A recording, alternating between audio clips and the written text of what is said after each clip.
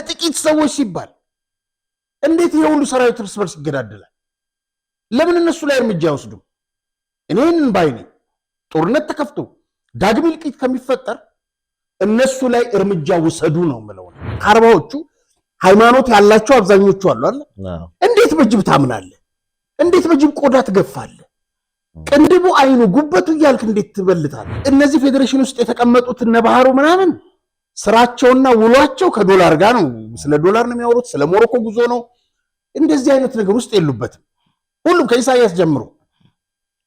ይሄ አሁን አያስጠይቃቸውም እንዴ? ይሄ አያስጠይቃቸውም? አገሪቱ የምትመራው በህግ ነው አይደለም እንዴ? ፖሊስ የተሰጠው ስልጣን አለ። ሰዎች ሲያጠፉ የወንጀል ድርጊት ሲፈጽሙ ይዞ አጣርቶ ለፍርድ የሚያቀርበው ፖሊስ ነው። ይሄ የደቦ ፍርድ መቼ ነው የሚቆመው? ከደሴ ንግድ ባንክ እና ሌሎች ባንኮች ከ2.4 ቢሊዮን ብር በጥሬ ገንዘብ በኃይል ዘርፎ ከደብረ ጽዮንና ሞንጆሪኖ ጋር ተመካክሮ በመቀሌ በሚገኙ ባለሀብት ነን ባዮች በኩል ግማሹን ማለትም 1.2 ቢሊዮን ብር ጥሬ ገንዘብ በእነዚህ ባለሀብት ተብዮች ወደ ባንክ እንዲገባ ተደረገ። በመገዳደል አምኛ አይደለም ሮቤል። እነዚህ ሰዎች ግን ከሚሊዮን በላይ ስንት ሰው ሲያገዳድሉ ሊኖሩ እንደገና 100,000 200,000 እንዲያልቅ ይሄ ከሚሆን 100 ሰዎች ቢወገዱ መርጣለሁ። ይህ ሳይሆን ከቀረ ግን ኋላ ቀር ገዢ ከሆነው ቡድን ህዝቡን ለማላቀቅ ሁሉንም አይነት ትግል እንደሚካሄድ በጌታቸው የሚመራው ቡድን በጥብቅ አስጠንቅቋል። እኔ እነሱ ይጻፉለትን የሚመስለው ይርበተበትልሃል፣ ቃላቱን ይደጋግማል፣ ወረቀቱን ያስጠገዋል። እስቲ ጌታቸው ሲናገርና እሱ ተመልከታቸው። ለነገሩ ህወሓትን እሱ ያለበት ፓርቲ ሰይጣንንም ያስንቃል።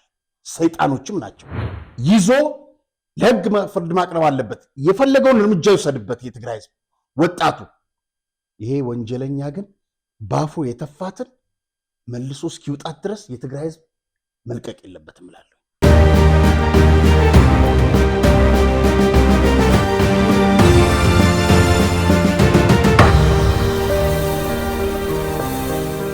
ሰላም ጤና ይስጥልኝ ተመልካቾቻችን፣ እንደምን ሰንብታችኋል? የምትመለከቱት በአማራጭነት የመጣው አዲስ ጉዳይ ቻናላችን ነው።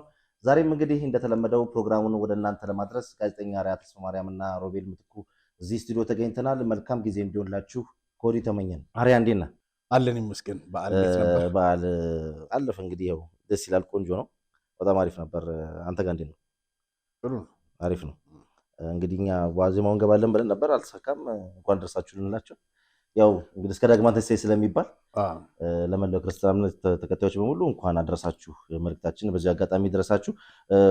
በርካታ ጉዳዮች አሉ ዛሬ የምናነሳቸው፣ ግን ወደ እነዛ ከመግባታችን በፊት የሚደርሱን ጥቆማዎች አሉ። የተመልካች ጥቆማ እሱን እናቀርባለን። አንዳንድ አጫጭር መረጃዎችም አሉ፣ እነሱ እናደርሳችኋለን። ከዛ በፊት እንግዲህ ቻናላችንን ሰብስክራይብ፣ ሼር ማድረጉ እንዳትረሱ። ቪዲዮውን ስትጀምሩ ደግሞ ላይክ አድርጋችሁ መጀመሩ ለኛ የበለጠ ጥቅም አለውና እሱን ነገር አድርጋችሁ ብትጀምሩ የተሻለ ነው ለማለት እንወዳለን። ከዚህ ጎን ለጎን ደግሞ እንግዲህ ማንኛውም አይነት መረጃ ካላችሁ ከስር በሚታየው ስልክ ቁጥራችን በቴሌግራም በጽሁፍ ልታደርሱን ትችላላችሁ። ከዚህ ጎን ለጎን ደግሞ ፕሮግራማችንን በተሳካ ሁኔታ ወደ እናንተ ለማድረስ በኢትዮጵያ ንግድ ባንክ አርያ ተስፋማርያም ብላችሁ 1375 369 919 ከስር በሚታየው የንግድ ባንክ አካውንት ቁጥር ድጋፍ ብታደርጉልን ደግሞ ለምስጋና ተመልሰን እዚሁ እንመጣለን። እኔ የምልህ የበግ መግዣ ጠይቀህ የበሬ ያገኛል ቢሆን ጥሩ ነበር። መልካም እንግዲህ ወደ ዋናው አጀንዳ ከመግባታችን በፊት አንድ ተሳታፊያችን በርካታ ጥቆማዎች ይደርሱናል። እንግዲህ ይህ ነገር ስለተደጋገመ የአንዱ ሀሳቡም ተመሳሳይ ስለሆነ የአንዱን ሀሳብ አቅርበነዋል። በቅድሚያ ሰላምታዬን አቀርባለሁ። የፕሮግራማችሁ ይዘውተር ተከታታይ ነኝ። ባለፈው ባቀረባችሁት ፕሮግራም ላይ ፈረሶች አገልግለው ለምን መንገድ ላይ ይጠላሉ በሚል ስትወያዩ ነበር። ደብረ ዘይት ወይም ቢሾፍቱ ከተማ ውስጥ ከ75% በላይ ነዋሪዎች ውስጥ እናት ሀገራቸውን በአየር ኃይል፣ በአየር ወለድና በአየር መከላከያ በውትድርና አገልግለው በጡረታ የሚገኙና እያገለገሉ ያሉ አባላት የሚገኙባት ከተማ ነች። ነገር ግን የከተማ አስተዳደሩ በኮሪደር ልማትና ለባለሀብቶች ለመስጠት በሚል ያለምንም የቤት ዝግጅት መኖሪያ ቤቶችን በማፍረስ የሀገር ባለውለታ የሆኑትን ሜዳ ላይ እየጣሉ ይገኛሉ። ቢያንስ እንደ አዲስ አበባ ከተማ መኖሪያ ቤት አዘጋጅተው ቢያዘዋውራቸው ነዋሪው ደስተኛ ይሆን ነበር። ደብረ ዘይት ከተማ ከአዲስ አበባ ቅርብ ነችና ወረድ ብላችሁ ብታጣሩ እውነታውን ታገኛላችሁ። አመሰግናለሁ ይላል መስፍን እንዲህ የተባለ ተከታታያችን ነው። እንዲህ አይነት ጥቆሞች ከደብረ ዘይት ስለመጡ ደጋግሞ እሱ ደግሞ መጨረሻ ላይ ከፈረሶቹም ጋር አገናኝቶ ብዙ ነገሮችን ከከተማዋ ጋር ስላነሳት እንደ ጥቆማ እንዲሆን እንግዲህ አቅርበናል። እኛ የሚመለከተው ሮቤል በዚህ አጋጣሚ ያን ነገር ልንገርህ። አሁን ስታነበው የሆነ ነገር ትዝ አለኝ። እንግዲህ ማቀው እኔ 90 ምናምን ላይ ነው እዚህ ሀገር እያለሁኝና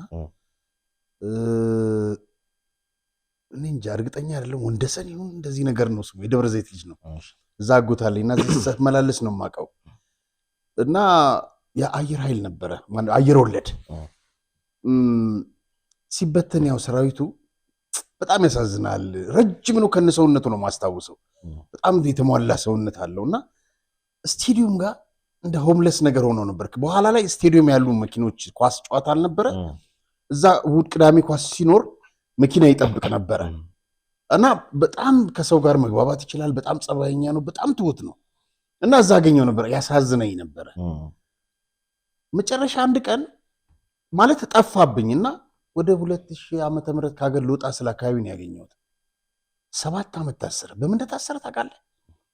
በስቴዲየም በካታንጋ በኩል ጨዋታ አልቆ ሳንቲማቸውን መኪና እነዚህ የቆሙትን መኪናዎች ሳንቲም ሰብስበው ጨለም ብሎ 12 ሰዓት ጨዋታው አልቆ ከዛ በኋላ በተኩል 1 ሰዓት አካባቢ በዛች ጋር ሲያልፍ ትቧል። ሰው በብዛት ሽንት አሁን አላቅም ተደፍኖ ይሆናል ሰው ሽንት የሚሸናበት ትቦ ምናምን ነበረ። እዛ ውስጥ ሰው ገብቶ ተኝቷል ማለት ሞቷል። ደንግጦ ያወጣዋል። ገባ በእግሩ ጎትቶ ፖሊሶች ከጀርባ ይደርሳሉ። ሰው ገለህ እየከተትክ ነው ብሎ ተያዘ እና ሳገኘው 7 ዓመት ታስሮ ነው የወጣውና እኔ ሰው እንቅፋት እንኳን ቢመታው አላነሳውም ማለት እና ያሳዝናል። በዚህ አጋጣሚ ትዝ ብሎ ነው የአየር ወለድ ያው እንግዲህ ያቀረቡት ቅሬታ አለ።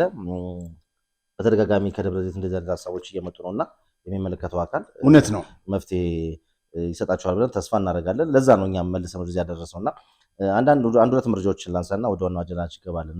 በሰሜን ተራሮች ፓርክ ብቻ የሚገኘው ዋልያ አይቤክስ ለባህላዊ ሕክምና ይጠቅማል በሚል እየተገደሉ ናቸው የሚል መረጃ ወጥቷል። እንግዲህ ዋልያ አይቤክስ ቀንድና ጥፍሮቹ ለባህላዊ ሕክምና ያገለግላሉ የሚል የተሳሳተ ግንዛቤ ህብረተሰቡ በመኖሩ ይህ ብርቅዬ እንስሳ በአሁኑ ሰዓት ላይ በብዛት እየተገደለና እየተመናመነ ይገኛል ይላል መረጃው። ከዚህ በፊትም የቀይ ቀበሮ ቆዳ ሱዳን ሀገር ተደግሞበት ከመጣ ከጥይት ይጠብቃል በሚል የተሳሳተ ግንዛቤ ቀይ ቀበሮች በተመሳሳይ ሁኔታ ሲገደሉ ቆይተዋልና አሁንም ያ ነገር በስፋት እየተደገመ መሆኑን ያሳያል። እንግዲህ ምን በቀጣይነት የሚመለከተው አካል ምን አይነት እርምጃ ይወስዳል፣ ምን አይነት ግንዛቤ ማስጨበጫዎችን ያደርጋል የሚለውን የምናይ ይሆናል። እንግዲህ የኢትዮጵያ ብሔራዊ ቡድን ስማን ነው ዋልያዎቹ ዋልያ እኮ የራሱን ጥላ ሲያይ የሚደነግጥ ድንጉጥ ነው ማለት ነው። ኢትዮጵያ ብሔራዊ እሱ አይደለም። በጣም የሚያሳዝን ነገር ልንገር። የዛሬ 2 ዓመት በዚህ በቦሌ ቡልቡላ ስመጣ 2 ሰዓት አካባቢ ይሆናል በጣም ትልቅ ጅብ ሴኖትራክ ገሉታል። የዘመን መለወጫ ነው። በእውነት ነው የምነግርህ። 40 ሰው ይሆናል። ግማሹ ቅንድቡን ቆዳውን ምንድን ነው የሚያደርጉት አልኩኝ። ወርጄ እንዲህ አይነት ነገሮች አሉ። ለቡዳ መድኃኒት ነው። እኔ የምልህ ከዛ ሃይማኖት አለን። ከአርባዎቹ ሃይማኖት ያላቸው አብዛኞቹ አሉ አለ። እንዴት በጅብ ታምናለህ? እንዴት በጅብ ቆዳ ትገፋለህ? ቅንድቡ፣ አይኑ፣ ጉበቱ እያልክ እንዴት ትበልታለህ? እንደገና ደግሞ እነዚህም ብርቅዬ እንስሳት ላይ ደግሞ ገቡ። በጣም የሚያሳፍር እኮ ነው። የሚያሳዝን እኮ ነው። ፈጣሪን እያመንክ የሚጋጭ ነገር እኮ። እንዴት በጅብና በዋልያ ታምናለህ? በጣም ከባድ ጊዜ ላይ ነው የደረስነው። አላቅም ይህንን የሚያደርጉ ሰዎች በእውነት ጤነኞች አይመስሉም። የግንዛቤ ማስጨበጫ ያስፈልጋል። በተለይ በዚህ በእንስሳት ዙሪያ የሚሰሩ ወይም ደግሞ እነዚህ ፓርኮችን የሚያደራጁ የሚጠብቁ አካላት በዛ ላይ ህብረተሰቡ ማንቃት ነው። አዲስ አበባ ዙሪያ እኮ ትዝ ይልሃል፣ ፈረንሳይም ቤላም የነበሩ ጅቦች ሰው ሲያዩ ይደነግጡና ይፈሩ ነበረ። አሁን ሰው ሲዘምትባቸው እያያዘ ሲያርዳቸውና ሲበልታቸው እነሱ መብላት ጀመሩ። ይኸው ስንት ሰው ነው የተበላው? ወደዚህ ሲሲዲ ምናምን አካባቢ በጣም ብዙ ሰው ነው የተበላው። እና ያሳዝናል። እንዴት ነው እንስሳን ይሄ የዱር አውሬን ለእንትን መድኃኒት ነው ደግሞ የከተማ ሰው ሆኖ በጣም ነው የሚያሳፍረው በእውነት። መልካም። ሌላኛው መረጃችን እንግዲህ ሞጆ ደረቅ ወደብ ላይ ለ1 ዓመት ከ4 ወር ያህል ጊዜ መቆየቱ የሚነገርለት የመሩጫ ትራክ በተያዘለት ጊዜ ጥቅም ላይ ባለመዋሉ ለብልሽት እየተዳረገ ነው ተብሏል። የአዲስ አበባ ስቴዲየም ነው። ለአዲስ አበባ ስቴዲየም በከፍተኛ የውጭ ምንዛሬ የተገዛው የመሩጫ መም ወይም ደግሞ ትራክ ከሞጆ ደረቅ ወደብ ወጥቶ ጥቅም ላይ እንዲውል የተደረገው የሳር ተከላው በተያዘለት ጊዜ እና ዕቅድ መጠናቀቅ ባለመቻሉ ነው ተብሏል። እንግዲህ በአዲስ አበባ ስቴዲየም እድሳት ምክንያት የመሩጫ ትራክ በመበላሸቱ የአጭርና የረጅም ርቀት አትሌቶች እንግዲህ ተቸግረዋል እየተባለ ነው። እንግዲህ ሁለት አካላት ናቸው አዲስ አበባ ስቴዲየምን እንዲያስተዳድሩ የሚፈለገው። እንግዲህ አትሌቲክስ ፌዴሬሽን በሩጫው፣ በእግር ኳሱ ደግሞ በጨዋታው ደግሞ እግር ኳስ ፌዴሬሽን እና እንግዲህ የአትሌቶች ማህበር ነው በተደጋጋሚ እንዲህ አይነት ነገሮችን መረጃዎችን እያወጣ የሚገኘውና ምን አይነት ምላሽ ይገኛል የሚለው እንግዲህ በሂደት የምናየው ነው። ግን የሚገርም ነገር ይሄ ማሽን መጥቶ በውድ ዋጋ ነው እንግዲህ የተገዛው። ዓመት ከ4 ወር መቀመጥ ማለት በጣም የሚከብድ ነው። እንግዲህ አዲሱ ፌዴሬሽን እንግዲህ አትሌቲክስ ፌዴሬሽን ብዙ ፈተናዎች ይጠብቁታል ከወዲሁ። አዲሱ ምን ያድርግ እንግዲህ ነባሮቹም ቢሆኑ ሁለተኛ ምን እንደምትል አንዳንድ ጊዜ በስፖርት ውስጥ ምን እየተካሄደ እንደሆነ ግራ ይገባል። ይሄ ነገር በዶላር ነው ተገዝቶ የመጣው፣ የሀገር ሀብት ነው። እንደዚህ ሲበላሽ ተቆርቋሪ ጠፍቶ እነዚህ ፌዴሬሽን ውስጥ የተቀመጡት እነ ባህሩ ምናምን ስራቸውና ውሏቸው ከዶላር ጋር ነው። ስለ ዶላር ነው የሚያወሩት፣ ስለ ሞሮኮ ጉዞ ነው። እንደዚህ አይነት ነገር ውስጥ የሉበትም። ሁሉም ከኢሳያስ ጀምሮ። ይሄ አሁን አያስጠይቃቸውም እንዴ? ይሄ አያስጠይቃቸውም? ስቴዲየም በዚህ ምክንያት በአግባቡ በእድሳት ምክንያት አለመጠራቀሙ በ4 ዓመት እኮ አንድ ስቴዲየም ይገነባል። አሁን ምንም ፍንጭ ያለው አይመስልም። ምንም በቃ ዝም እንደተባለ እኮ ነው። ባለፈው ፋና ምርመራ አይተዋል ሲጠይቃቸው ሆነ ብለው ነው ይሄን የሚያደርጉት አለ ሰውየው እኮ እኛ አይደለም የሆነ ኮንትራክተር ነው ምናምን። የፌዴሬሽኑ ሰዎች ሆነ ብለው ነው ይሄን የሚያደርጉት፣ ውድድር እዚህ እንዲካሄድ አይፈልጉም ማለት ለሚያገኙት ጥቅም ስላለ ነው። እንደው እግር ኳሱ ቢቀር ግን እድሳቱ ከተጠናቀቀ የምርጫ ማሽኑ ከተደረገ አንድ ያለችን አትሌቲክስ እንኳን አትሌቶቹ የልምምዳቸው ለማመድ አየር ኃይል አሁን ባይኖር ኖሮ መለማመጃ ሜዳ የት ሄደው ይለማመዳል? በጣም የሚያሳዝን ነው። መልካም እንግዲህ በአንተ በኩል የሚጨምረው ነገር አለ ወይስ ቀጥታ ወደ ዋና ርዕሰ ጉዳያችን እንግባ? እግሮች ሁሉ ወደ ዲኤምሲ ያመራሉ። በመዲናችን አዲስ አበባ በለቡ መብራት ላይ እየገነባን ባለነው በተንጣለለ መንደር ውስጥ የዲያስፖራ አንድ መንደራችንን ሸጠን መጨረሳችን ይታወቃል። አሁን ደግሞ ሲቲቪው የሆነውን እጅግ ውብና ማራኪ እይታ ያለውን ብሎክ በልዩ ቅናሽና በማራኪ ዲዛይን በ8% ቅድሚያ ክፍያ ለሽያጭ አውጥተናል። በመሆኑም ቀድሞ ለሚመጡ 10 ደንበኞች ብቻ ባለ 1 መኝታ በ432 ሺህ ብር ቅድመ ክፍያ፣ ባለ 2 መኝታ በ651 ሺህ ብር ቅድመ ክፍያ፣ ባለ 3 መኝታ በ940 ሺህ ብር ቅድመ ክፍያ፣ ባለ 4 መኝታ በ1,300,000 ሺህ ብር ቅድመ ክፍያ ከ60% የባንክ ብድር ጋር አቅርቦሎታል። በጥራትና በታማኝነት በግንባታው ዘርፍ ከ27 ዓመት በላይ በዘለቀው ዲኤምሲ ሪል ስቴት የቤት ባለቤት ይሁኑ። ለበለጠ መረጃና ለሳይት ጉብኝት ከታች ባለው ስልክ ይመዝገቡ። ደስታው እዚህ ይጀምራል።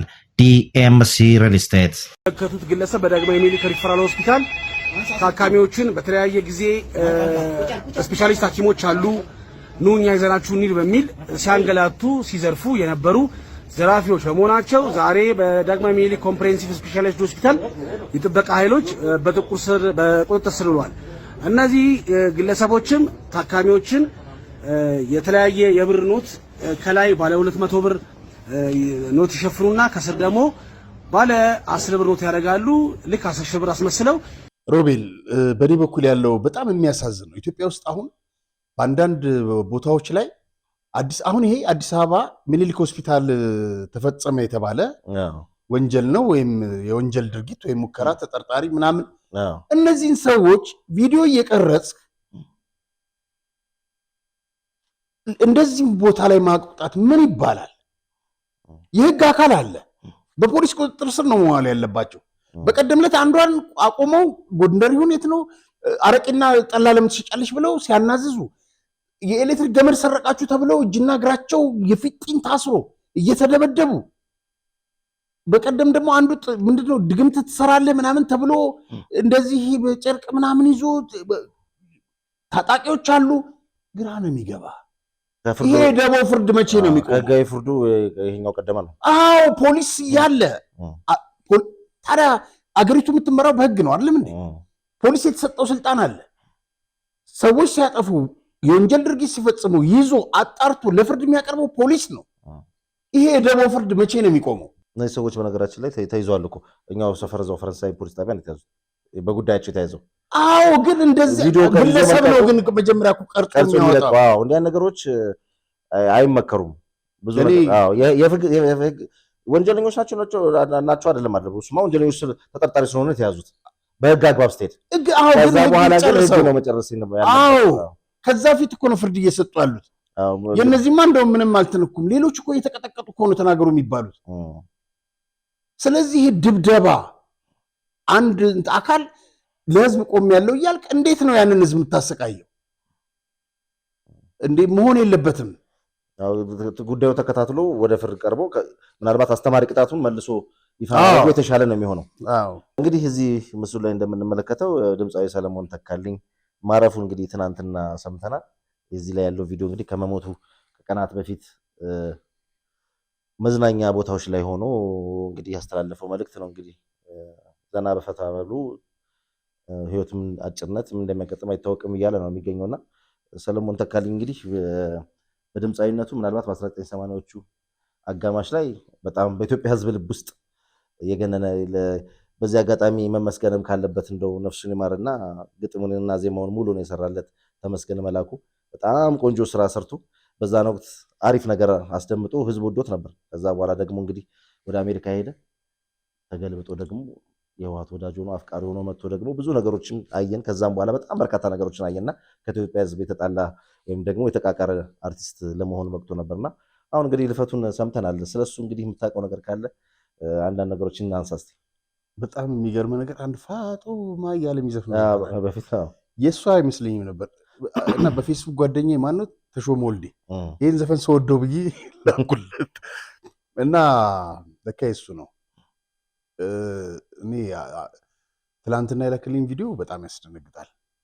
በአንድ ብሔር እንዳለ በጅምላ አማራ ምናምን ብለህ እንዴት ትሳደባለህ? እንዴት ትዘልፋለህ? እንዴት ለማዋረድ ትሞክራለህ?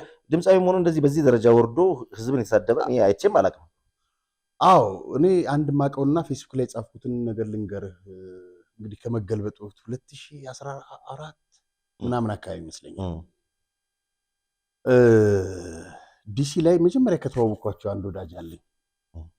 መደብሮች አሉት፣ ሊከር ስቶሮች ምናምኖች አሉት። ጥሩ ስራ ያለው ልጅ ነው። በጣም መልካም ልጅ ነው። እሱ የሰለሞን ተካልኝን ልጅ ክርስትና አንስቷል እና ዋሽንግተን ዲሲ ሲመጣ ሰለሞን አትላንታ ነበር የሚኖረው። እሱ ቤት ነበር የሚያርፈው። በጣም በቃ በቀን 2 ጊዜ ሳይደዋወሉ አይውሉ። ምን ይለኝ ነበረ ከሰለሞን ጋር መሄድ ልክ የሆነ ፕሬዚደንት ይመጣ ማን ሂሳብ እንደሚከፍልልህ ምናምን ሁሉ አታውቀውም አለ። ኤርትራ ሄዱ። የግንቦት 7 ነው ምናምን ወታደሮች ነው ምናምን ተብሎ እዛ የነበረው እንቅስቃሴ ማለት ነው።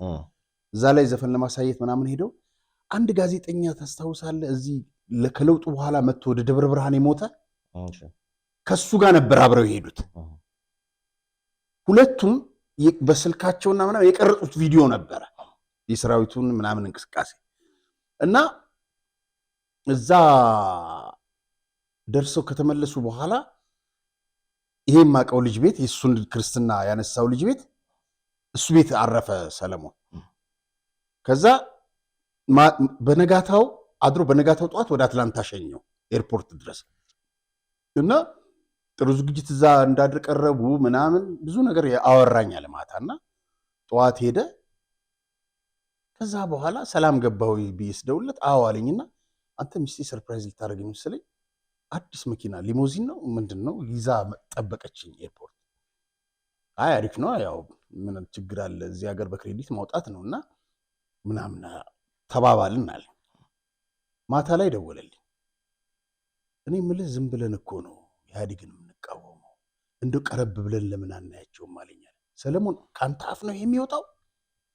እውነት አንተ ነህ የምታወራው አልኩት። አዎ። ከዛ በነጋታው እንደ ቲሸርተት ሲል ሁለተኛ እንዳትደውልልኝ በዛ ቆመናል። እቤቱ በሚስቱ በኩል ገንዘብ ተቀምጦለታል ዶላር ምልክ ግምቶች ናቸው። 200 ሺህ ይባላል፣ 50 ሺህ ይባላል፣ እንደዚህ ይባላል። መኪናውም በዛ በስጦታ መልክ ነው። ይሄን ያደረገው በረከት ስምዖን ልጁ ምስክርም አለ የሱ ክርስትና እንትን የያዘው ማለት ነው። በረከት ስምዖን ነው ያጠመደው። በኋላ ያው በግልጽ ኢህአዴግ ነው። በጣም የሚያሳፍረው ግን ኢህአዴግ ባለስልጣናት አጥምደው የራሳቸው ማድረጋቸው አይደለም። እንደ ሰለሞን ተካልኝ የሚጠሉት ሰው የለም። ማታ ስፈልገው አጣሁት፣ ግን የአሜሪካን ስልኬ ላይ ፈልጌ ላመጣው እችላለሁ። ሰለሞን የራሱ የሆነ ሬዲዮ ከፍቶ ነበር ራሱን በራሱ የሚያዳምጥበት ማለት ነው። ብዙም አድማጭ አልነበረውም። እዛ ላይ በረከት ስምዖንና ስዩም መስፍን ኢንተርቪው ያደረጉ እዛ ላይ አያሳፍርም? ወርደው ማለት ነው።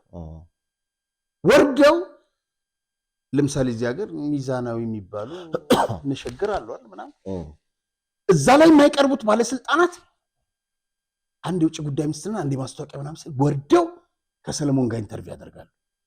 በእውነት በቁጥር ነው ያየነው። እኔ አዳመጥኳቸው፣ በጣም አሳፈርኩኝ። እና ጥያቄ አይደለም የሚያቀርበው ነፍጠኛው ምናምን የሚል ቃላት ነው። እና ስለ ሰለሞን የማውቀው ይሄ ነው። የዛን ጊዜ ግን አስታውሳለሁ ሚስቱ ምንም ባላደረገችው ቤተክርስቲያን ምናምን ያገሏት ነበር። እዛ አትላንታ ቀይራ ካሊፎርኒያ እንደምትኖር አውቃለሁ። ከዛ በተረፈ ይሄ ትላንትና ያላክልኝ እኔ ጭራሽ ሰምቼው አላውቅም። በጦርነቱ ሰሞን ይመስላል ሰሞኑን ቲዴፍና እንትሎ ሰልፍ ላይ ወጥቶ በጅምላ የግል ጥላቻ ከግለሰቦች ጋር ሊኖር ይችላል። ግን አንድ ማህበረሰብ በጅምላ ለዛውም ደግሞ ድምፃዊ ሆነ። እሱ እኮ ኢትዮጵያ ሕዝብ እንዳለ በስራዎቹ ወዶት አክብሮ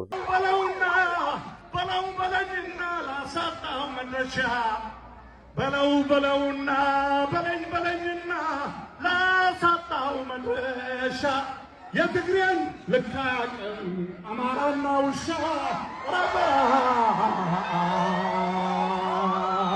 ነገራችን ላይ ያው እንግዲህ የእሱና የህወሓት ፍቅር ከፍተኛና ጥልቅ መሆኑን ያየነው የቀድሞ ጠቅላይ ሚኒስትር መለስ ዜናዊ የሞቱ ጊዜ የተጫወተው ዘፈን አለ። እንግዲህ ወንድ ልጅ ቅንድብ ሲያምር ብሎ ለወንድ ልጅ ዘፈን የመጀመሪያ ጊዜ ነው የሰማሁት በሰለሞን ነው። እና ከዛ በኋላ የሱ አርቲስትነት ጥያቄ ምልክት ውስጥ የሚገባ ሰው ስለሆነ ብዙም የሚገርም አይደለም። ሙቶ ቃሽ ለመሆን አይደለም። እኛ በባህላችንም የሞት ሰው አትውቀሱ ይባላል። ግን ግብረ ሰዶም ነው ወይ ነው የምትባለው? ወንድ ልጅ ለወንድ ልጅ ቆንጆ ነው እንኳን ሲል እንኳን ቅንድቡ ያማረ በጣም ይዘገንን። ያው እንግዲህ የሰራቸው ነገሮች ቪዲዮዎቹን አንዳንዶቹ ለተመልካቾቻችን በቀንጨብ ከዚህ በላይ ባናወራበት እንሞክራለን። ስለዚህ ያለውን ነገር ተመልካቾቻችን እንዲያውቁት ነው። ምናልባት ፕሮግራም የሚከታተል ስለሱ ብዙ በቂ ግንዛቤ ከሌለው ለማለት ያህል ነው። በአዲስ አበባ እንግዲህ እዚህ ስክሪን ላይ እንደምንመለከተው በአዲስ አበባ ቦሌ ዓለም አቀፍ ቦሌ ኤርፖርት በቁጥጥር ስር የዋለ አንድ ግለሰብ አለና ይህ ሰው ማን ነው የሚለው ነገር ተመልካቾቻችን ከኛ የሚጠብቁት ስለሆነ ስለሱ እስቲ ብትነግረን።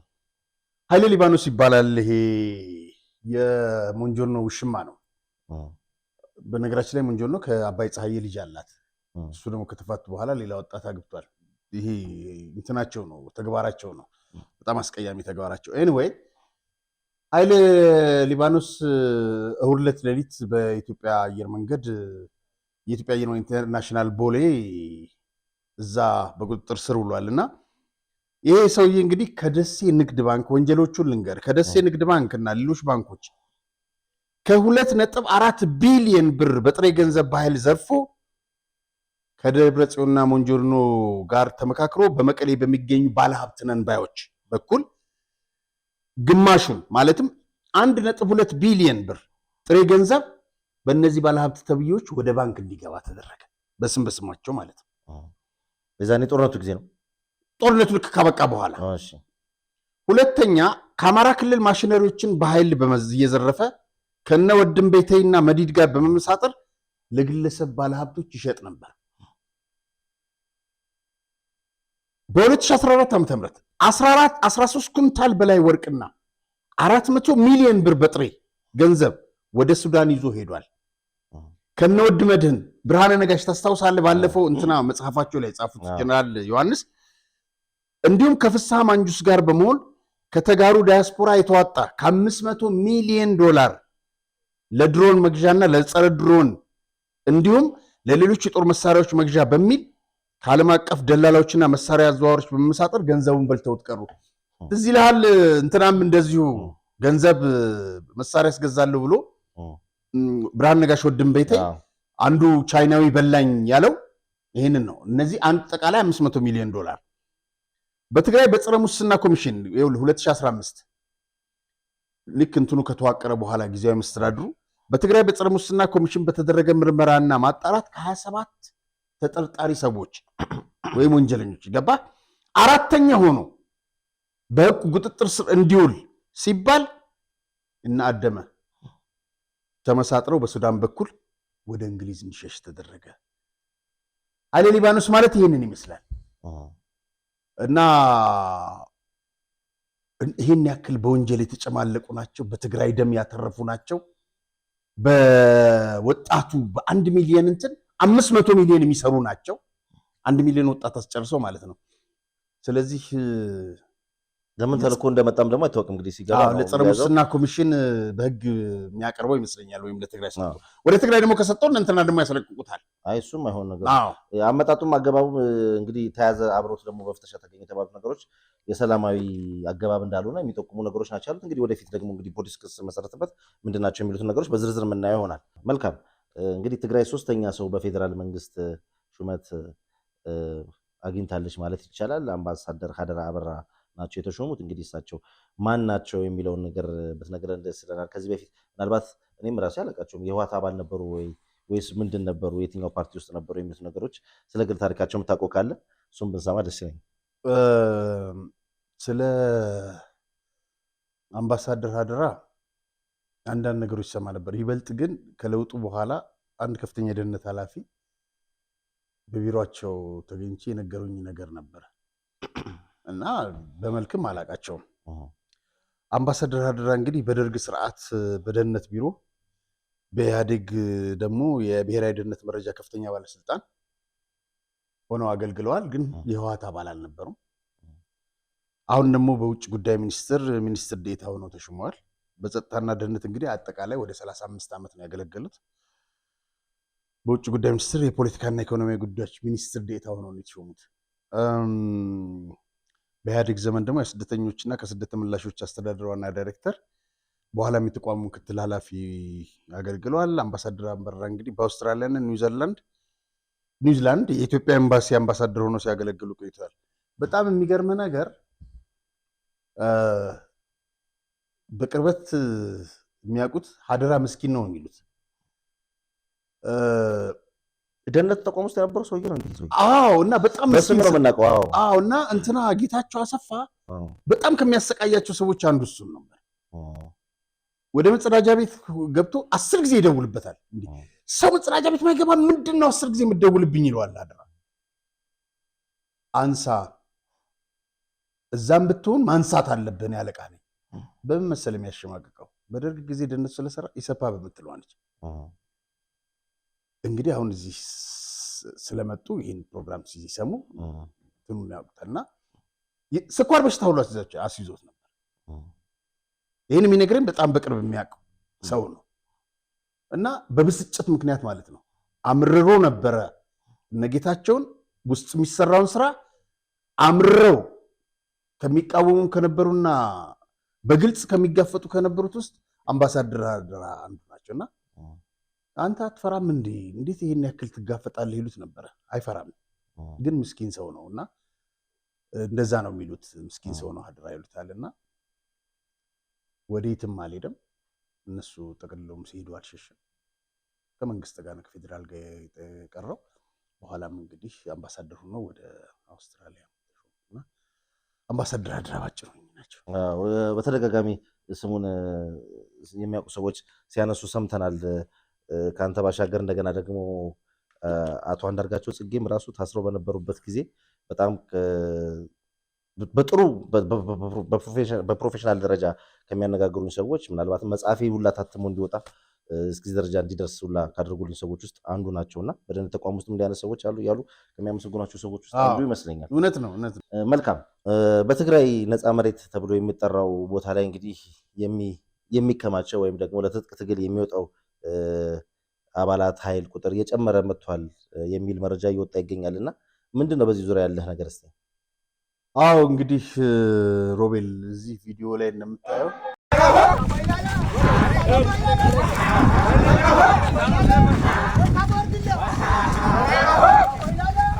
እንግዲህ ሮቤል እዚህ ላይ የምታየው በትግርኛ ምንድነው ኮነሬል ነው። ያ ሁሉ መስዋዕትነት ተከፍሎ ማለት አሁን እየተካሄደ ያለውን ነገር ነው። በኃይል የጊዜያዊ መንግስቱን መንጠቅ፣ ከዛ በኋላ ደግሞ ይሄ ማህተም መንጠቅ፣ እነዚህ እንትኖች ሳይ ወደ ነፃ መሬት ወጣሁ ይላልና እንግዲህ በርካታ አመራሮች ናቸው ከሰሞኑ በየቀኑ እየወጡ ያሉት። ከነዚህ ውስጥ እንግዲህ ከአርሚ 15 ከነ ሙሉ ትጥቃቸው ወደ ነፃ መሬት የሬጅመንት አዛዦች ማለት ነው። ሬጅመንት እንግዲህ በዛን ጊዜ አሁን አላውቅም፣ ሬጅመንት የሚሏቸው ኮሎኔሎችን ነው እና እነዚህ ሬጅመንት አሁን ሬጅመንቶቹ ምንድናቸው ሽመታቸው አላውቅም። የበፊቱን ነው ማለት። ከዛ በተረፈ የሬጅመንት አዛዦች ይወጡ ተጋረ ላይ ጣዕመ ተካ፣ 2 ግደይ ወልደ ስላሴ፣ 3 ሞገስ፣ 4 ወልደ አብርሃ እና እነዚህና በርካታ የማዕከላዊ አመራሮች ናቸው ወደ ነፃ መሬት የወጡት። ከአርሚ 44 ደግሞ ከነትጥቃቸው የወጡ አዛዦች ተስፋ አሎም የክፍለ ሰራዊት ማንጆር፣ መሐሪ ከለሊ የማዕበል ክፍለ ሰራዊት አዛዥ፣ ረዳይ ዋዩ የማዕበል ክፍለ ሰራዊት አዛዥ የነበረና የአርሚ አመራር ወደ ላይ ከፍ ብሎ የነበረ፣ ዝናው ሙለታ የሐክፈን ክፍለ ሰራዊት አዛዥ፣ መለስ ኃይሉ የመርከብ ክፍለ ሰራዊት ምክትል አዛዥ፣ አምባቸው ስዩም የመርከብ ክፍለ ሰራዊት ኮሚሳር፣ ብርሃኑ ጥዑመይ የማዕበል ክፍለ ሰራዊት ኮሚሳር እና በርካቶች ናቸው እየወጡ ያሉት።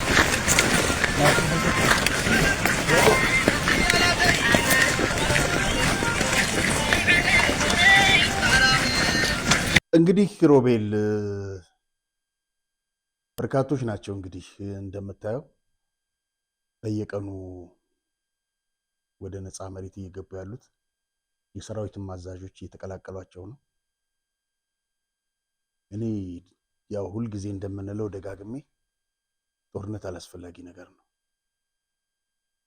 ከፍተኛ ደም መፋሰስ ነው የሚፈጠረው። አገሪቱ ወደ ለየለት ትግራይ ክልል ወደ ለየለት የሽብርተኛ መናኸሪያ ነው የምትሆነው። ዳግም እልቂት ነው የሚፈጠረው። እነዛም ሰዎች ለመስማት ፈቃደኛ አይደሉም። በጉልበት ነው አሁንም የቀጠሉት። ጉልበት ግን እንደማይሰራ የሰራላቸው ለ50 ዓመት ነው። ስለዚህ አሁን ግን ያ ነገር መቆም ስላለበት ወጣቱ ከእንደ መሳሪያው ወደ በረሃ እየገባ ነው። ከፍተኛ ቀስቀሳ ነው እየተካሄደ ያለው። መሳሪያን እያስቀመጥክ ወይም መሳሪያን ይዘህ በተለያየ ቦታ እየሾለክ ነፃ መሬት ተቀላቀል በሙሉ እየወጣ ነው። በየቀኑ በመቶዎች የሚቆጠሩ ናቸው እየወጡ ያሉት። ያስደነግጣል። ወዴት ነው የሚያመራው? አሁን ጦርነት አይበቃንም። እነዚህ ሰዎች እግራቸው ጉድጓድ የገባ ሰዎች እንደገና እርስ በርስ ትውልድ ሊያጋድሉ እነሱ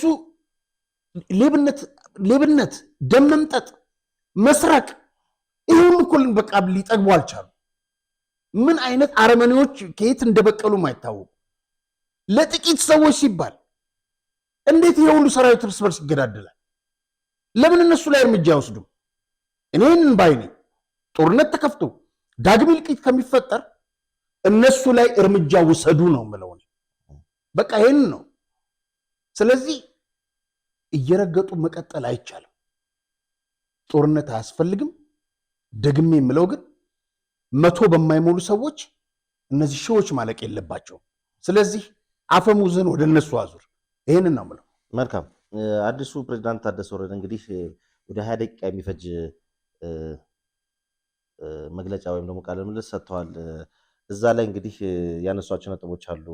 ምናልባት የተካተቱት አዲስ ካቢኔዎች አባላት አሉና እነማን ናቸው በአዲሱ ካቢኔ ውስጥ የተዋቀሩት የሚለውን እሱን ነገር እንመልከትና ተያያዥ ጉዳዮች አሉ፣ አብረን እናነሳለን። በጣም የሚያሳዝን ነው። ያው እንግዲህ አስቀድመን የፈራ ነው ከህወሓት ውጭ ይሆናል ወይ ታደሰ የሚለው የበለጠ ግልጽ ሆኖ የነሱ አስፈጻሚ እንደሆነ ሰሞኑን በሰጠው መግለጫም ባደረገው ድርጊትም አረጋግጦልናል።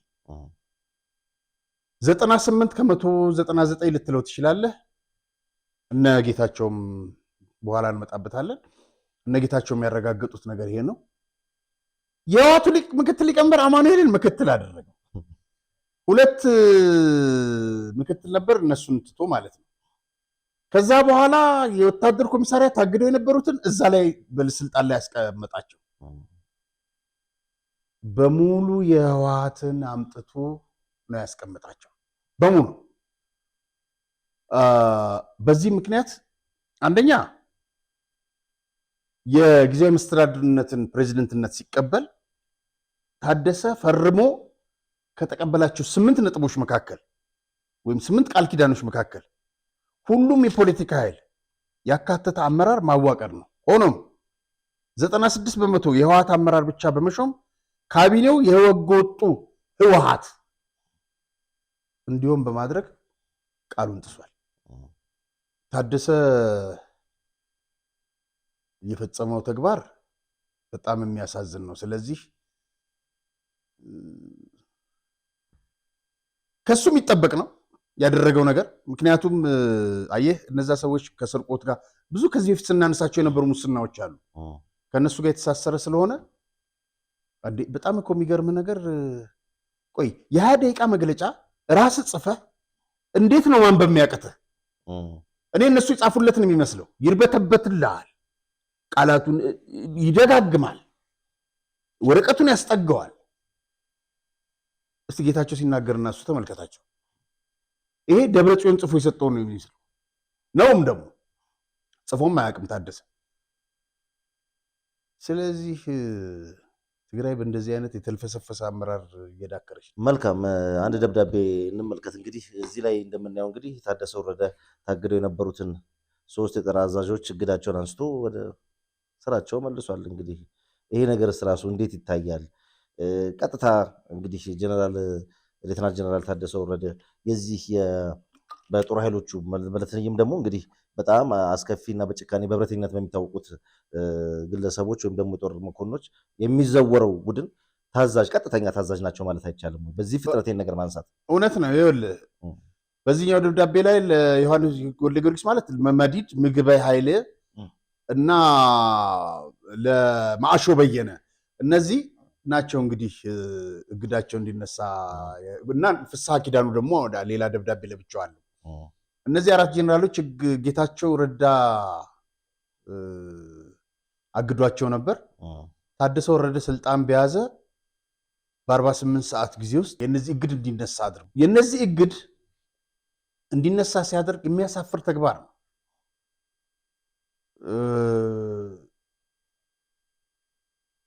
ለምን ታገዱ? ሁለተኛ ገንዘብና ጥቅማቸውን ሁሉ እንትን እንዲያገኙ ለፋይናንስ ቢሮ ለምናምን ሁሉ ልኳል። እነዚህ ሰዎች መፈንቅለ መንግስት ያደረጉ ናቸው። እንዲካሄድ በማድረግ በወረራ ዛሬ አሁን ቅድም ያየናቸው ወጣቶች ወደ በረሃ እንዲገቡ ያደረገው ይሄ እነዚህ ውሳኔ ነው። ታደሰ ህገወጥ ውሳኔ ነው ሲል ነበር። ውሳኔውን ማን ወሰነው?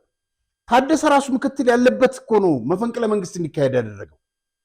ጌታቸውም ብሏል አብረውኝ ስልጣን መልቀቅ ይገባው ነበር አለ። ያንን አላደረገም ታደሰ።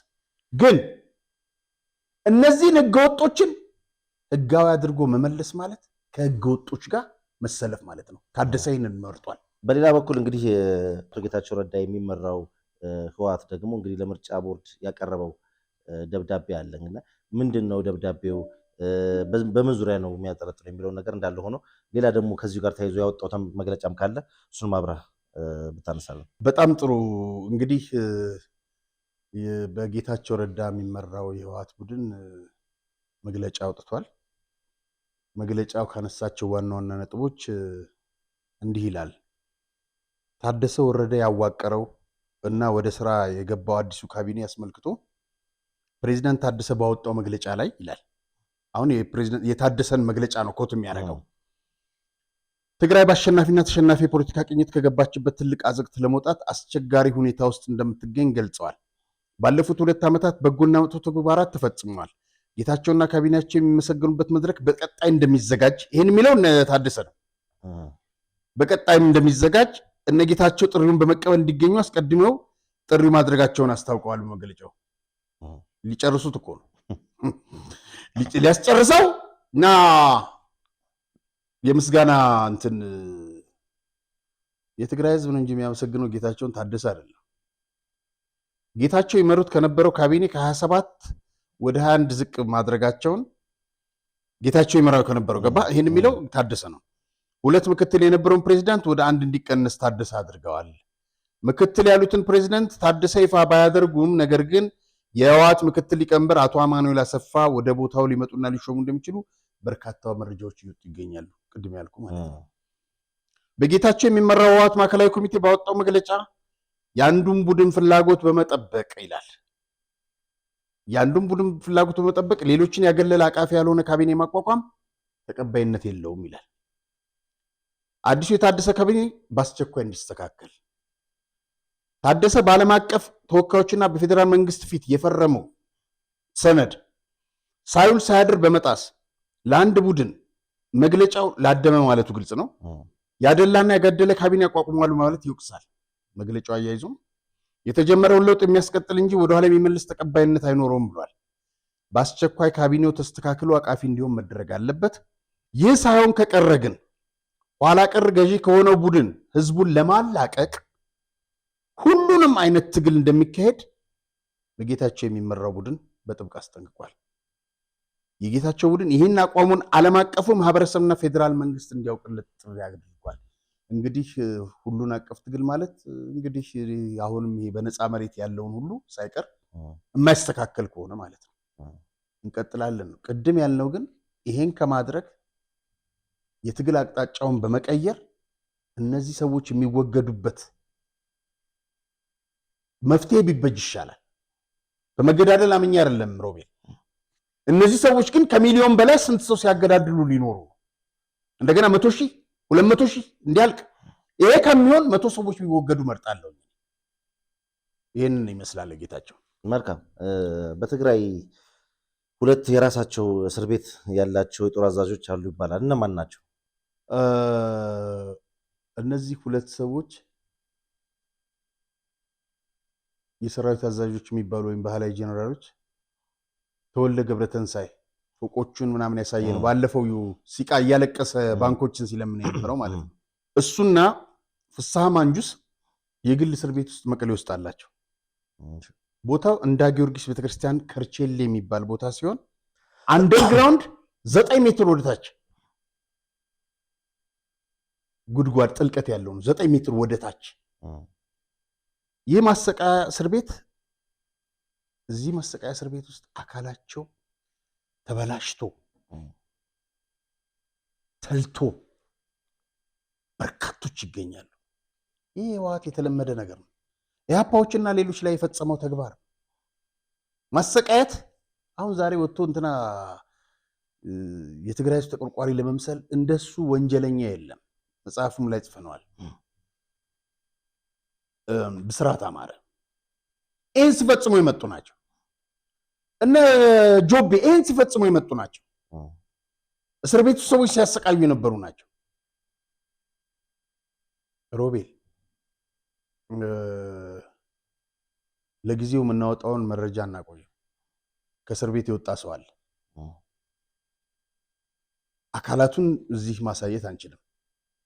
በቴሌግራም ቻናላችን ላይ ልጥፋለን። በሚቀጥለው ፕሮግራም ይዘነው እንመጣለን። ምን እንደሚፈጸም እነማን ምን እንደሆኑ እዛ ውስጥ ያለቁትን በጠቅላላ በዝርዝር መረጃዎቹን ለማድረስ ቃል ተገብቶልኛል። እንደገና በመንግስት የጸጥታ ቢሮዎች በዚህ በፌዴራል መንግስት የሚታወቅ ተንቤን አካባቢ ማሰቃያ እስር ቤት እንዳላቸው ይታወቃል። በጣም የሚገርም ነገር አንድ ለጊዜው ስሙንም ማልገልጸው የኢንሳ አባል የነበረ የትግራይ ተወላጅ ነው። ተንቤን ውስጥ ከታሰረ አመት ከምናምን አልፎታል። ያሰረው ማን መሰለህ? ተወልደ ነው። የታሰረበት ምክንያት በወርቅ ዘረፋው ላይ ተወልደ ሲዘርፍ ከሱ ጋር ደርሶበት በዛ ጸብ ነው። ኢንሳ ይህንን አባል አያውቀውም፣ አላውቅም ማለት ለምን እንደማይጠይቅ አላውቅም። ግን የኢንሳ አባል ነበር ልጁ። በርካታ መረጃዎች ለፌዴራል መንግስት እንትን ያደርግ ነበርና በዚህ ሰዓት እንግዲህ በህይወት ይኑር አይኑር አይታወቅም። ለጊዜው ስሙን አልገልጸውም፣ አለኝ ስሙ። በተመሳሳይ የሰራዊት አዛዥም የታፈኑ አሉ መሰለኝ። ማን ናቸው? በጣም ጥሩ። እንግዲህ ይሄ በምስሉ ላይ የምናየው ታጋይ ኪዱ ግርማይ ንጉስ ይባላል። በአርሚ 11 ኮር 111 የክፍለ ሰራዊት አዛዥ ነበር። በቅጽል ስሙ ምንጉላት ተብሎ ነው የሚጠራው። ያ እንግዲህ የአዛዥ አየህ በሰራዊት ውስጥ ሲካሄድ የነበረውን ለአንድ ቡድን አጋርሎ ይሄ መፈንቅለ መንግስት በኃይል ማህተም መንጠቅ ምናምን እነዚህን በተመለከተ የተለየ አቋም በመያዝ ይቃወማቸው ነበር። በዚህ ምክንያት በምግበ ትእዛዝ ሰጭነት በወርቂ አይኑ ይሉታል። የአይንህ ወርቅ እንደማለት ነው። በወርቅ አይኑ አስፈጻሚነት ታፍኖ የተወሰደ ሲሆን እስካሁን የት እንዳለ ደብዛው አይታወቅም። እንዳልኩ የክፍለ ሰራዊት አዛዥ ነበር። በጣም የሚያሳዝነህ ነቢያት ኪዱ የምትባል ልጅ አለችው። ልጁ በጦርነቱ ሴት ልጁ ገና ወጣት ነች። አስራዎቹ ቤት ውስጥ ነች እድሜዋም። በከባድ መሳሪያ ቆስላለች እና በጣም ከባድ ጉዳት ስለነበር እግሯ መቆረጥ ነበረበት። ቀኝ እግሯ ከጉልበቷ በታች ተቆረጠ የዚህ ልጅ እና ነቢያት በጣም የሚያሳዝንህ መቀሌ ውስጥ ባለ እንትን ውስጥ ትገኛለች እና ይሄ አርቲፊሻል እግር ተገጠመላት።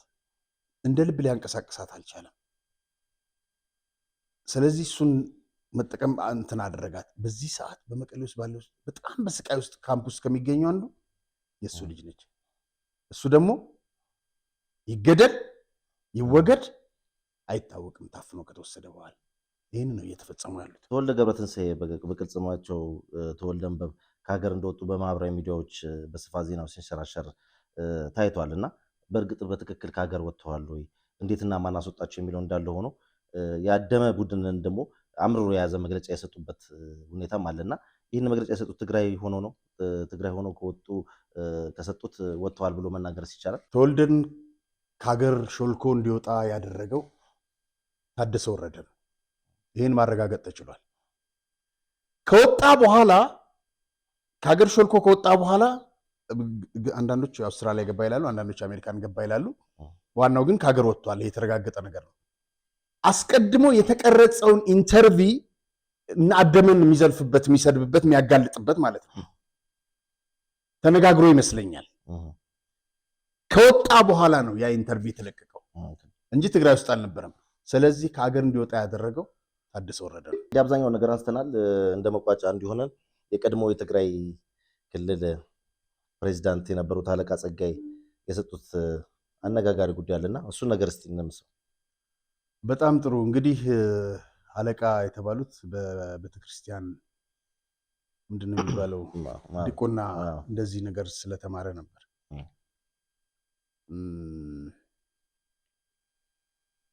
በጣም ሰፊ ረጅም መግለጫ ነው ወይም ቃለ ምልልስ ያካሄደው። ከዛ ውስጥ ዋና ዋና ነጥቦችን ያስኳቸውን ልንገርህ። ትግራይን ሀገር የማድረግ ወይም እውን የማድረግ እኛ ህወሓት ያንን ባለመፈጸማችን እንቆጫለን አለ። እናንተ 30 ዓመት ስትሰርቁን የነበረው ሁለተኛ ኢትዮጵያ ከየት ነው ሀገር የምትሆነው? እንዴት ነው? ባለፈው አውርተንበታል በዚህ ጉዳይ እና ተሳስተናል ብዬ አምናለሁ አለ። ትግራይን ሀገር ለማድረግ ደግሞ በፕሪቶሪያው ስምምነት መሰረት በህዝብ ፍላጎት ነው አለ። እንግዲህ የህዝብ ፍላጎት ያከብራሉ። ከዚህ ሀሳብ ጋር የሚጋጭ ደግሞ ወደታች ትሰማዋለህ። ህወሓት ከጊዜ በኋላ ይሉን አይታወቅም አለ። እድሜ ልክ እንዲኖሩ ይፈልጋል ማለት ነው። እድሜ ልክ ብዙ ችግሮች እያሉ ስለ ትግራይ ሀገርነት ማሰብ ከባድ ነው ያለ። እንደገና አለማድረጋችን ይቆጨኛል ብሎ እንደገና ይሄን አለ። በትግራይ አሁን ባለው የስልጣን ሽኩቻና ግብግብ በርካታ ወጣቶች ወደ ነፃ መሬት እየወጡ ነው አመነ። ወጣቶቹ መሳሪያ ይዘው እየሄዱ ያሉት በነፃነት እጦት ምክንያት ነው አለ። እንዴ እኔ የምልህ አለቃ መብትና ነፃነታቸውን የገፈፋቸው ማን ነው? ወጣቱ እናንተ አይደላችሁም እንዴ? ይሄ ተጨባብጠው የምታየው ይሄ እነ ደብረጽዮን አይደሉም እንዴ? ለምን እነሱን አይጠይቃቸውም? 50 ዓመት እኮ ረገጣችሁት። 50 ዓመት ገደላችሁት፣ 50 ዓመት ገበራችሁት። ስለዚህ ወጣቱን ብሎ ሄደ እና ለነፃነቱ ነው ይለናል። ሌላ አገር ወራሪ መጥቶ አይደለም ነፃነቱን እየነፈገው ያለው። ህወሓት የሚባል ጭራቅ ቡድን ነው ደሙን እየመጠጠ ረግጦ ነፃነቱን አፍኖ እየገዛው ያለው። ይህንን ቢያምን ጥሩ ነበር። የህወሓት ፕሮግራም ተስተካክሎ መቀጠል አለበት እላለሁ። መጥፋት አለበት ነው እንጂ የምን ተስተካክሎ መምጣት። የህወሓት መንገድ ነው ለትግራይ ህዝብ መውጫው አለ። የተሻለ ፖለቲካ መንገድ ከሌለ ወይም ከሌላ ተቋሚ ሐሳብ እስካልመጣ ድረስ የኔ በልጥ ያለ ፖለቲካ ነው የነበረው አለ። አንተምተው ስንላቸው እነዚህ እናደመንና ጌታቸውን ይሰድቡን ነበር አለ። አቶ ጌታቸው እዚህ ሆኖ መታገል ይገባቸው ነበረ። ሹመቱን እኔ ብሆን አልቀበለውም ነበር። ለታደሰ ነው እንደዛ የሚለው። ምክንያቱም ታደሰ ወረደ ፕሬዚደንት ተብሎ የፈረመው ምንድን ያሸነፈው? ሁሉም ተሸናፊዎች ናቸው። አውራጃዊነትና አውራጃዊነት የፖለቲካ መሸሸጊያ ነው አለ። እኔ ጌታቸው ደጋፊ አይደለሁም። ከህወሓት ማዕከላዊ ከተባረርኩኝ ቆይቻለሁኝ። ከሆነ አካል ጋር ግን ከታየ የህወሓት መጥፎ ባህል ትፈረጃለህ አለ። ወይም ስም ይለጥፉብሃል። ይሄ የህወሓት የቆየ መጥፎ ባህል ነው። ታደሰ ወረደ የተረጋጋ ሰው ስለሆነ የተሻለ ነው የሚል እምነት አለኝ፣ ለውጥ ያመጣል የሚል እምነት አለኝ ምናምን ይላል። ጨዋት መስማት የለበትም ሲል ነበር። ሁለቱም ቡድኖች የትግራይን ህዝብ ይቅርታ መጠየቅ አለባቸው። እሺ ወደ ታደሰ እንግዲህ የተረጋጋ ነው ምናምን ፕሬዚደንት ሆኖ መቀጠል። ከዛ ደግሞ የተቀበለው የፈረመው ነበር ተንኮል አለበት የፕሪቶሪያው ስምምነት ምናምን ይላል። አለቃ መቼ እንዳነበበው አላውቅም። እንግዲህ የፕሪቶሪያው ስምምነት የመጨረሻ ላይ ጋዜጠኛዋ በዚህ በቀይ ባህር ጉዳይ ላይ ተመልክቶ የኢትዮጵያ መንግስትና የኤርትራ መንግስት ጦርነት ቢከፍቱ ትግራይ ከማን ጋር ትቆማለች? በመጀመሪያ ጋዜጠኛዋ እንደዛ ብላ መጠየቅ የለባትም። ትግራይ ራሷን የቻለች ሀገር አይደለች። በኢትዮጵያና በኤርትራ መካከል ጦርነት፣ በኢትዮጵያና በሱዳን መካከል ጦርነት ቢከፈት ኬንያ ከማን ጋር ትቆማለች ምናምን ልትል ትችላለህ። ምን ማለት ነው? ከሁሉም የሚያበሽቀው በጣም የሚያሳፍረውና የሚያሳዝነው የሱ ምላሽ ነው። ምን እንዳለ ልንገርህ። ትግራይ ምንድነው የሚያዋጣት ብለን ቆም ብለን ማሰብ አለብን አለ። የትግራይ ዘላቂ ወዳጅ ማን ነው ብለን ማጥናት ይኖርብናል። ገና ሊያጠኑ ማለት ነው። ከዛ ከጥናቱ በኋላ ሰይጣንም ቢሆን ለትግራይ እስከጠቀመ ድረስ ከሰይጣን ጋር መሰለፍ አለብን። ብልጽግና የሚጠቅመን ከሆነ ከሱ ጋር አብረን እንሰለፋለን። ሻዕቢያም የሚጠቅመን ከሆነ ከሻዕቢያ ጋር እንሰለፋለን።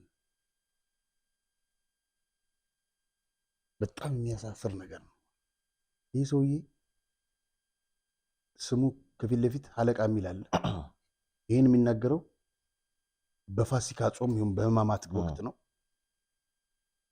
ትንሽ አይቀፈውም? እሱ ብቻ እንዳይመስል ሃይማኖት ያለው ህዝብ ነው። ሃይማኖት አለኝ ይላል እሱ። ከሰይጣን ጋር እንዴት ነው የምትሰለፈው? ለነገሩ ህወሓትን እሱ ያለበት ፓርቲ ሰይጣንንም ያስንቃል። ሰይጣኖችም ናቸው።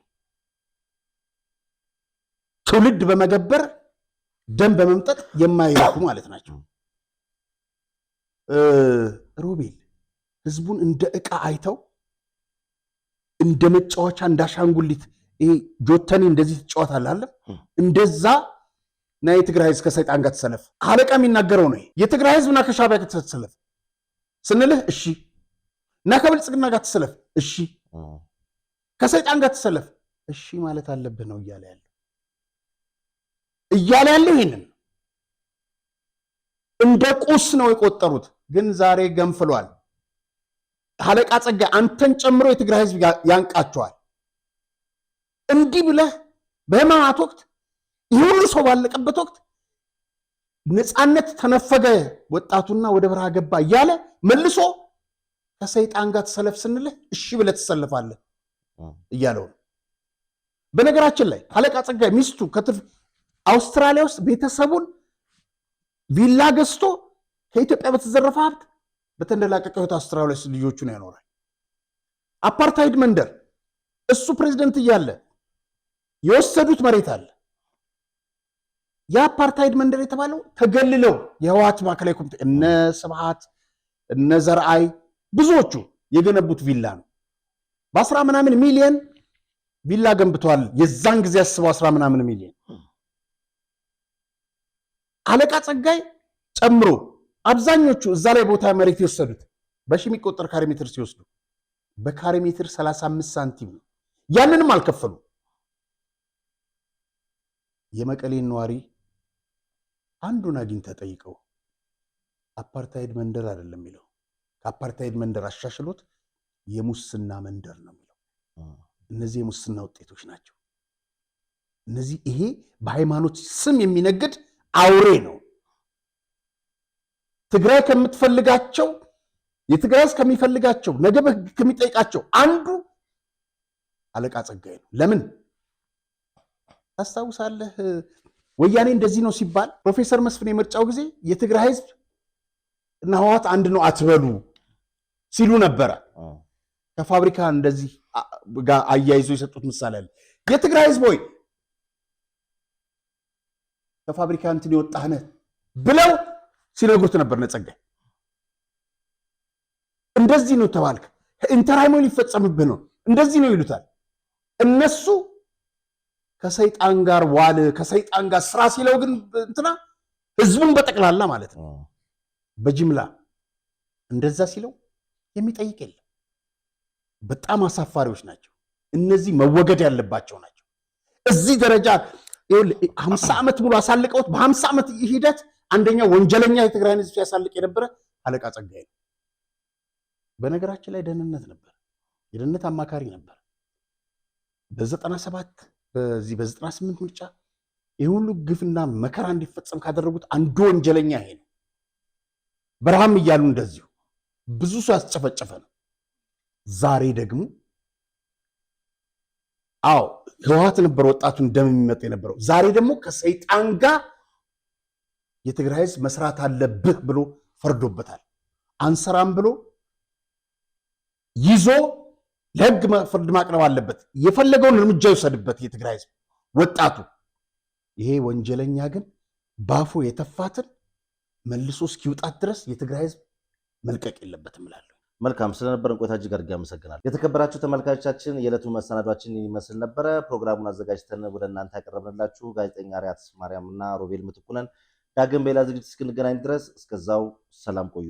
እግሮች ሁሉ ወደ ዲኤምሲ ያመራሉ። በመዲናችን አዲስ አበባ በለቡ መብራት ላይ እየገነባን ባለነው በተንጣለለ መንደር ውስጥ የዲያስፖራ አንድ መንደራችንን ሸጠን መጨረሳችን ይታወቃል። አሁን ደግሞ ሲቲቪው የሆነውን እጅግ ውብና ማራኪ እይታ ያለውን ብሎክ በልዩ ቅናሽና በማራኪ ዲዛይን በ8% ቅድሚያ ክፍያ ለሽያጭ አውጥተናል። በመሆኑም ቀድሞ ለሚመጡ 10 ደንበኞች ብቻ ባለ 1 መኝታ በ432 ሺህ ብር ቅድመ ክፍያ፣ ባለ 2 መኝታ በ651 ሺህ ብር ቅድመ ክፍያ፣ ባለ 3 መኝታ በ940 ሺህ ብር ቅድመ ክፍያ፣ ባለ 4 መኝታ በ1,300,000 ሺህ ብር ቅድመ ክፍያ ከ60% የባንክ ብድር ጋር አቅርቦሎታል። በጥራትና በታማኝነት በግንባታው ዘርፍ ከ27 ዓመት በላይ በዘለቀው ዲኤምሲ ሪል ስቴት የቤት ባለቤት ይሁኑ። ለበለጠ መረጃና ለሳይት ጉብኝት ከታች ባለው ስልክ ይመዝገቡ። ደስታው እዚህ ይጀምራል። ዲኤምሲ ሪል ስቴት